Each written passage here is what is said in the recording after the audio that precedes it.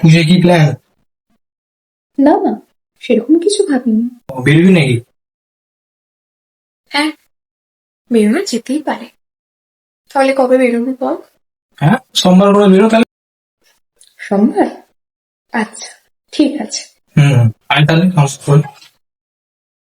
হুম, রাখছি। ঠিক আছে। ইয়েস।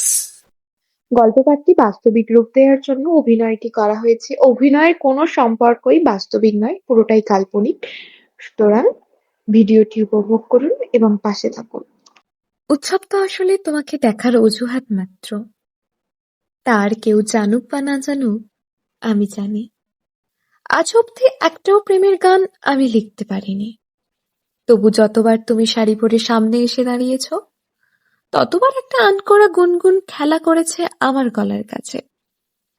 এই বয়সে এসেও অন্যমনস্ক হওয়ার মধ্যে যে একটা আলাদা শান্তি আছে, তা বুঝতে পারি তোমার চোখের দিকে কিছুক্ষণ তাকিয়ে থাকলে। তুমি চোখ সরিয়ে নাও বারবার, লজ্জায়। আশেপাশে তাকাও আর ভাবো, এভাবে হ্যাংলার মতো কে দেখে? আমি দেখি। যখন তুমি প্রতিমার সামনে চোখ বুজে হাত জোর করে দাঁড়াও, আমি দেখি। যখন হাঁটতে হাঁটতে ক্লান্ত হয়ে তুমি শটাং গিয়ে দাঁড়িয়ে পড়ো কোনো পুজো মণ্ডপের জ্বলন্ত ফ্যানের সামনে, আমি দেখি।